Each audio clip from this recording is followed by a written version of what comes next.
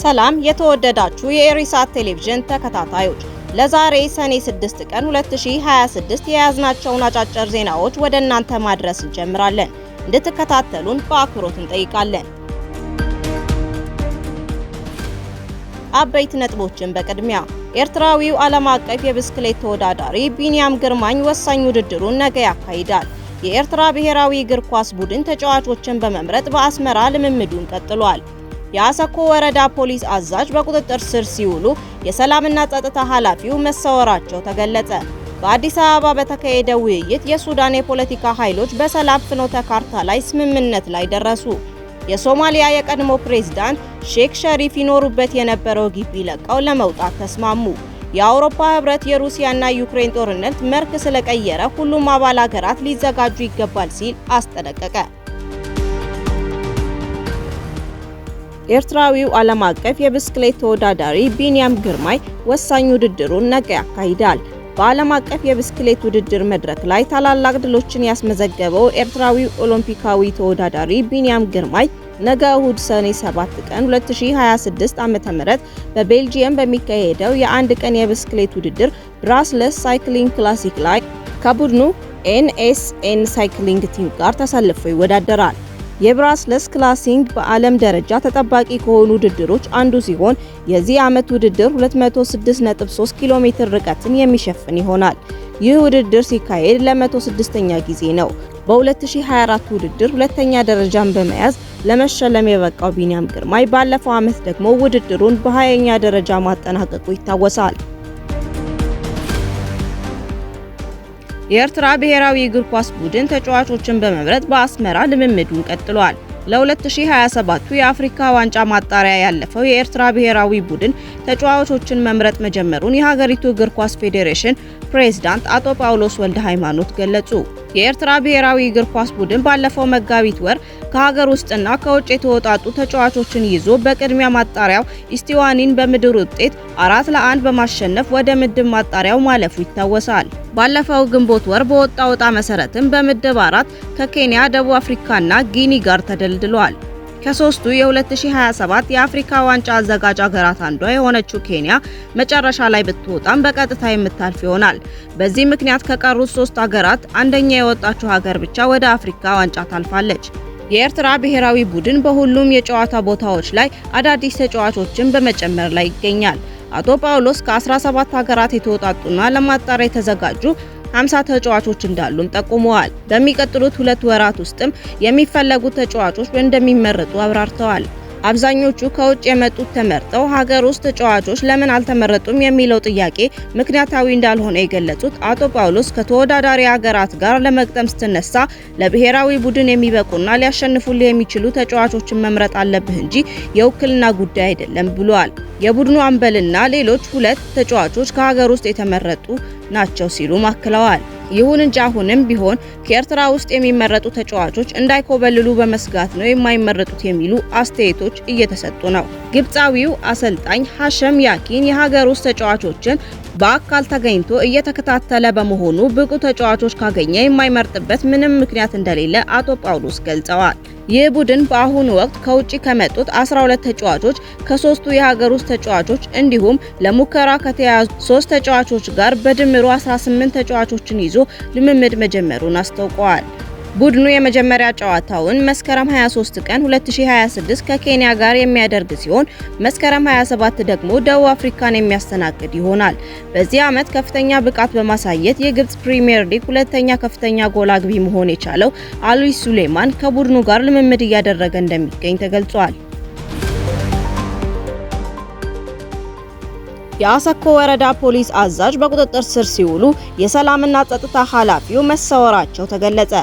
ሰሞኑን በኦሮሚያ ክልል ምስራቅ አርሲ የተከሰተው ግድያና መፈናቀል እንዲሁም የቤቶችና አብያተ ክርስቲያናት ውድመት በአሁኑ ወቅት እንደቆመ አካባቢው እንደተረጋጋ ተነግሯል።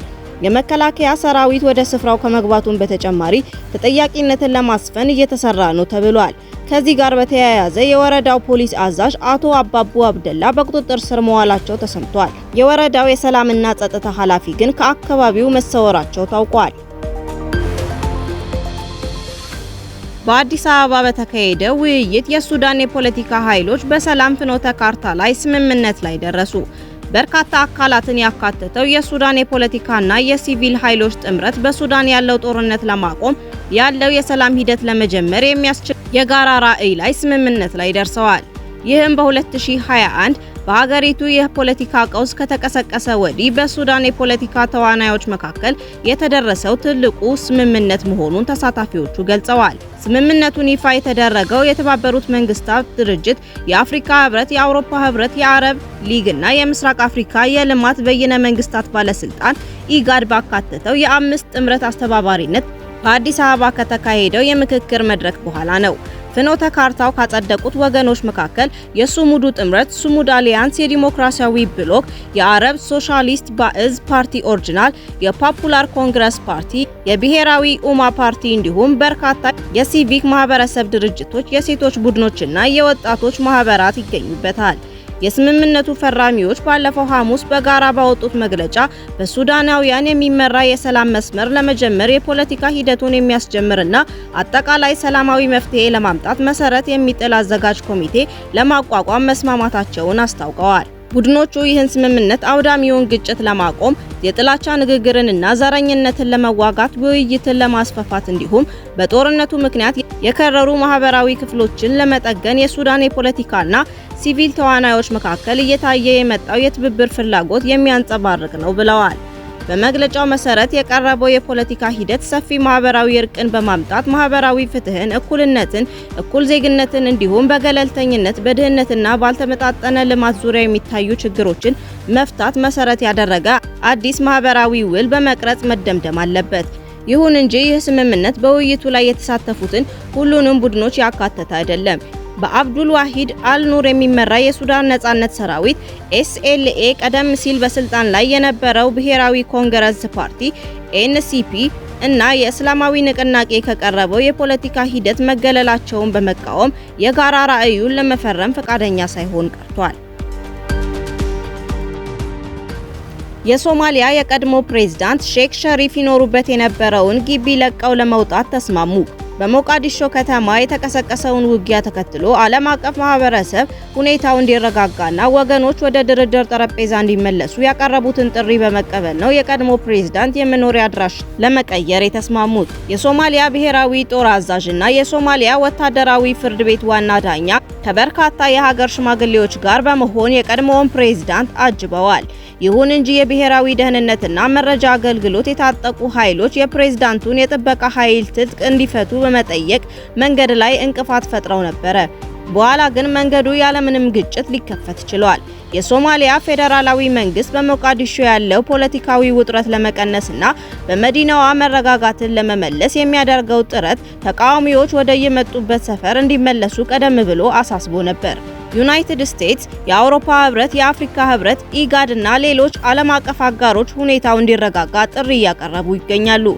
ባለፈው ረቡዕ የምስራቅ አፍሪካ የልማት በይነ መንግስታት ባለስልጣን ኢጋድ በሞቃዲሾ በተፈጠረው ፖለቲካዊ ውጥረት ምክንያት በተሰሙ የኃይል እርምጃዎች ከፍተኛ ስጋት እንዳለው ገልጿል። ኢጋድ ማንኛውንም የኃይል ድርጊቶችን የኮነነ ሲሆን ሁሉም ወገኖች ከፍተኛ ትዕግስት እንዲያሳዩ፣ ውጥረቱን እንዲቀንሱ፣ ልዩነቶቻቸውን በሰላማዊ ሁሉንም ባሳተፈና ገንቢ በሆነ ውይይት እንዲፈቱ ጥሪ አቅርቧል።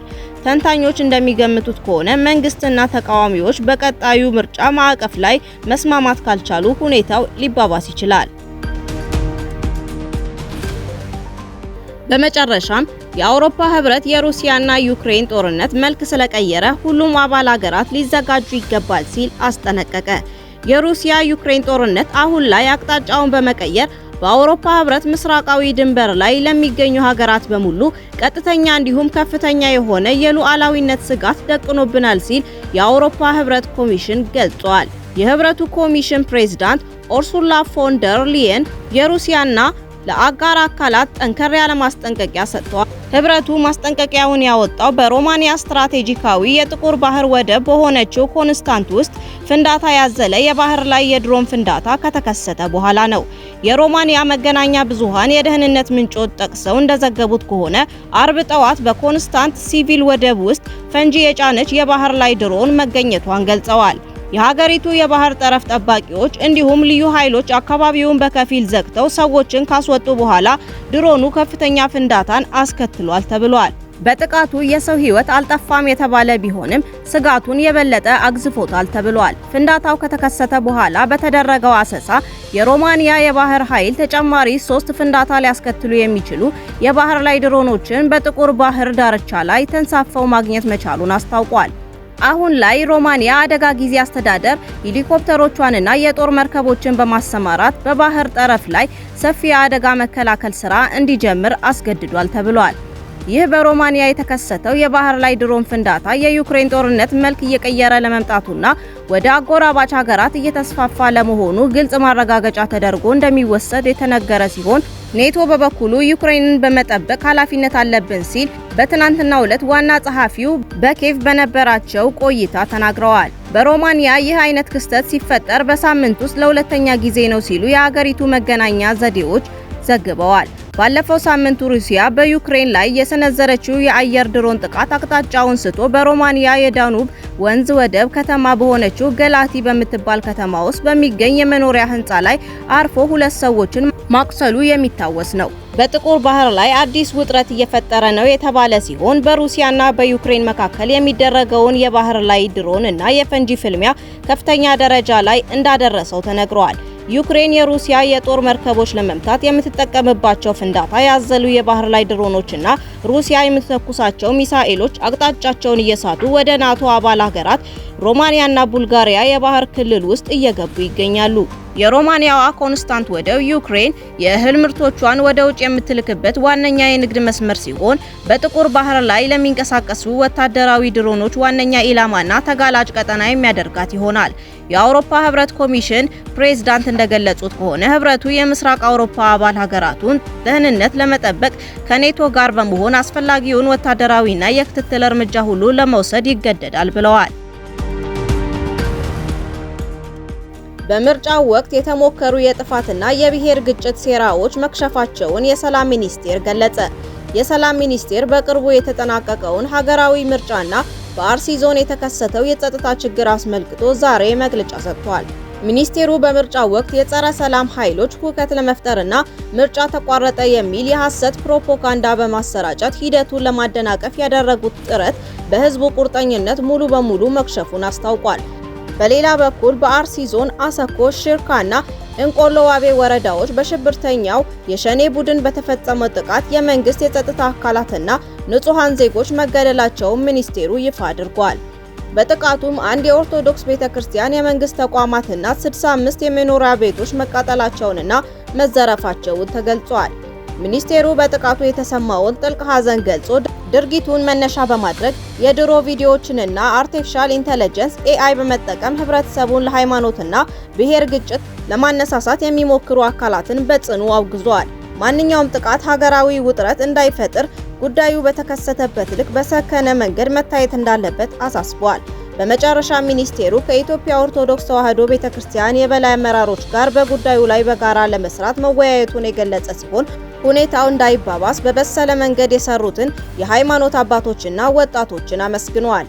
ውድ የኢሳት ቴሌቪዥን ጣቢያ ተከታታዮቻችን ለዛሬ የያዝናቸውን ዜናዎቻችንን በዚህ አበቃን። በቀጣይ እስከምንገናኝ በያላችሁበት መልካምን ሁሉ ተመኘን። ሰላም።